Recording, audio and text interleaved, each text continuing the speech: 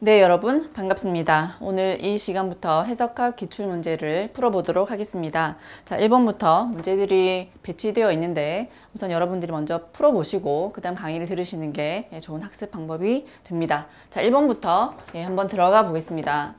자, 문제를 보시면 첫 번째 항이 3이고 n 플러스 3번째 항에 점화식이 나와 있는데 n 플러스 3번째 항이 그 전항에 3의 n승을 곱해서 만들어지는 수열로 정의가 되었을 때에 AN승이 3의 46승이 되어지는 요 이 n의 값을 찾으라는 그런 문제가 되겠습니다. 자, 다소 조금 쉽게 느껴지죠? 자, 첫 번째 항부터 살펴보겠습니다. 자, A1이 3이 되고, 자, A 두 번째 항이 요 점화식에 의해서 어떻게 나오는가?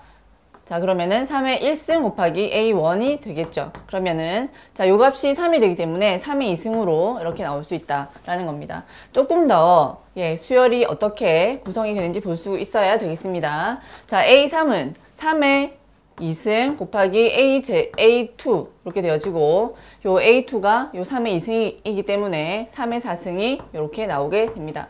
그 다음, 자, A4는 뭐냐? 자, 3의 3승 곱하기 A3이 되어지고, 자, A3이 바로 3의 4승이기 때문에 3의 7승 이렇게 가는 수열의 항을 우리가 볼 수 있습니다. 조금 더 봐야지 우리가 요 수열이 어떻게 진행되는지 좀 더 파악이 쉽겠죠. 그래서 A5, 자, A5는 3의 4승 곱하기 A4승 이렇게 되고, 자, A4승이 지금 3의 7승이기 때문에 3의 7승과 자, 3의 4승, 3의 7승 이렇게 계산이 돼서 3의 11승 이렇게 나오게 됩니다. 자, 마지막으로 하나만 더 해보겠습니다. 자, A의 6승은 3의 5승, 그 다음에 A 5승이 되기 때문에 A 5승이 바로 3의 11승이죠. 그래서 3의 5승, 3의 11승은 3의 16승 이렇게 전개가 되어지는 수열의 항들입니다.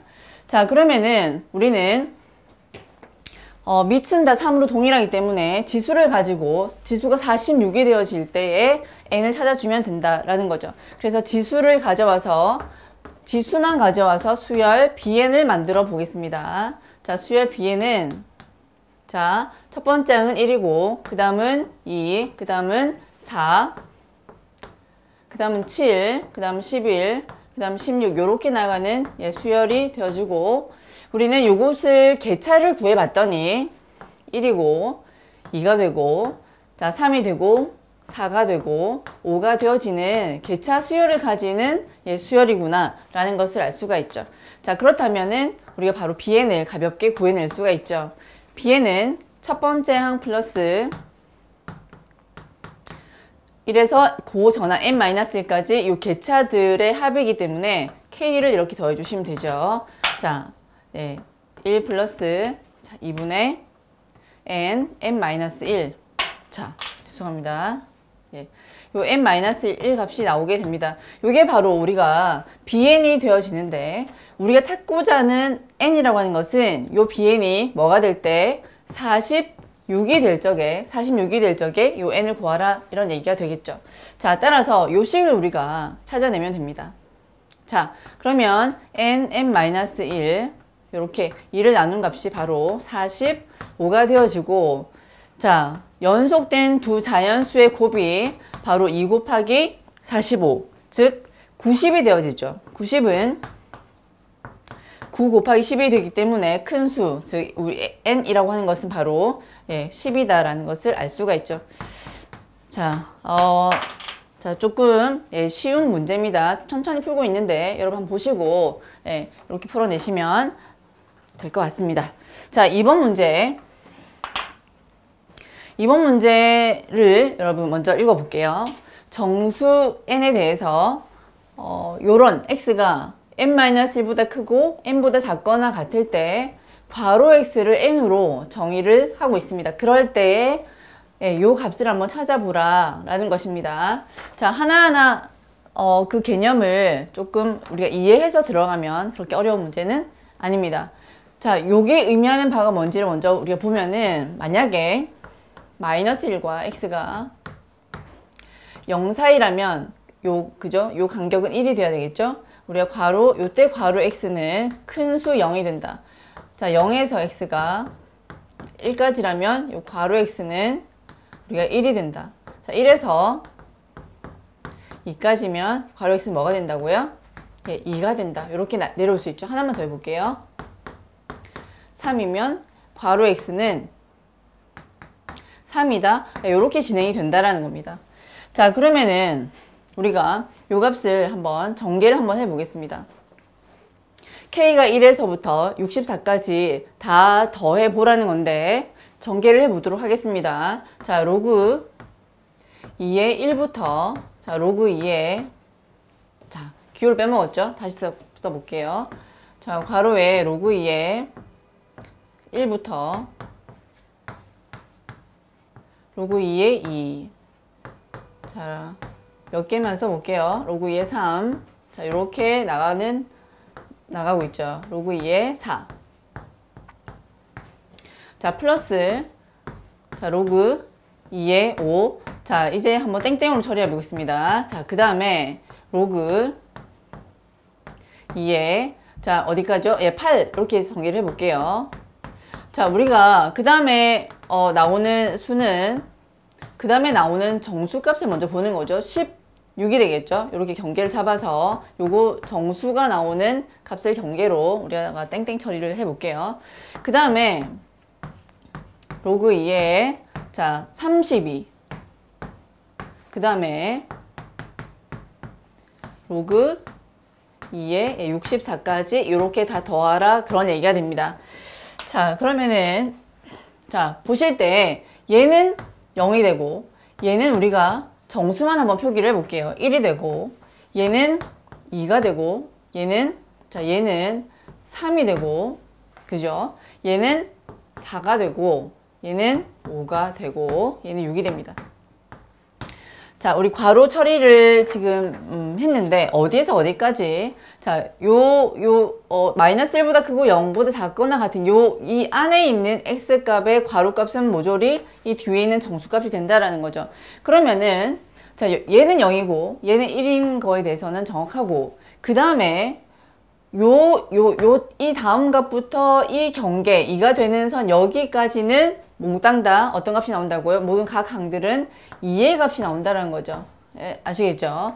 이 각 정수가 되는 요 시점을 기준으로 해서 그 전에 그 전항에 있는 정수보다 큰 수부터 그 다음 정수까지 요 모든 값들은 그 끝에 있는 이 2가 된다는 거죠. 그 다음에 자, 그 다음 큰 수가 여기서부터인데 여기서부터 어디까지요? 그렇죠. 3까지. 여기까지는 모든 항이 무슨 값을 갖는다? 3을 갖는다 라는 겁니다. 그럼 여기는 이제 3이 되겠다 이런 얘기죠. 여기 전체가. 그 다음 큰 수는 9죠. 9에서부터 자 16까지는 여기까지는 전부 다 4가 된다. 그런 얘기고 그 다음 큰 수 17에서 이렇게 처리하겠습니다. 32까지는 전부 다 5가 된다. 그런 얘기입니다. 그 다음 33이죠. 33에서 자 64까지는 전부 다 6으로 처리되겠다 라는 얘기가 되겠습니다. 자, 이제 계산만 잘 해주시면 되는데요. 자, 그렇다면은 0 플러스 1 플러스 그 다음 값 2입니다. 2는 몇 개? 2개가 있고 그쵸? 2개가 있고 그 다음 3은 몇 개가 있냐면 8에서 5, 6, 7, 8 4개인데 8에서 요걸 빼면 되죠. 8에서 4를 빼면 4개가 나오죠. 4개 플러스 그 다음 4라고 하는 것은 16에서 8을 빼면 되죠. 8개가 나오고 8개 그 다음에 5라고 하는 것은 32에서 16을 빼면 됩니다. 16 그 다음에 6이라고 하는 것은 마찬가지로 64에서 31을 빼서 32개까지가 나오게 됩니다. 자, 그래서 요것을 다 계산을 하시면 얼마라고요? 321 이렇게 계산을 해주시면 되겠습니다. 자, 뭐 그렇게 어려운 문제는 아니었는데 한번 전개를 해보시기 바랍니다. 자, 이제 주어진 수열의 상극한을 구하는 문제를 한번 보도록 하겠습니다. 자, 수열의 상극한의 정의를 알고 있는지, 예, 그 여부를 묻고 있는 문제다라고 볼 수 있겠죠. 우리가 앞에서 배웠듯이 수열 xn의 상극한 x의 x라고 하는 것은 먼저 그죠? x k번째 항 이상의 그죠? k번째 항 이상의 수열의 항들에 대해서 고수열 고집합의 상한들을 AK라고 했을 때 그 상한의 극한값을 우리가 상극한이다. 즉 상한의 극한값을 상극한이다. 이렇게 정의를 내렸습니다. 자, 그러면은 우리가 기본적으로 자 A1이 뭔지, 자, 그 다음에 A2가 뭔지, A3가 뭔지 이런 값들을 한번 살펴볼 필요가 있고, 결국 우리가 AN 값을 구해가지고 요 AN의 극한값을 찾으면 바로 상극한을 구하는 과정이 되겠다라는 거죠. 자, 그러면은 A1부터 한번 구해보도록 하겠습니다. 자, 주어진 수열이 이렇게 정의가 되어 있기 때문에 A1이라고 하는 것은 자, 어떤 수열의 항들에 대한 상한인가 라는 건데, 한번 이 수열들을 쭉 나열을 해 볼게요. 첫 번째 항부터니까 마이너스, 그죠? 여기 1 들어가죠? 1 플러스 1. 자, 1 플러스 1이 되고, 두 번째 항은 양이면서 1 플러스 2분의 1 이렇게 될 거고, 자, 세 번째 항은 마이너스 1 플러스 3분의 1. 네 번째 항은 1 플러스 4분의 1 이렇게 가게 됩니다. 두 개만 더 써볼게요. 마이너스 1 플러스 5분의 1, 그 다음에 1 플러스 6분의 1 이렇게 수열의 항들이 나오게 됩니다. 자, 잘 보시면은 우리는 상한을 구하는 거기 때문에 굳이 이 음의 항들은 그죠? 우리가 생각할 필요는 없다는 거죠.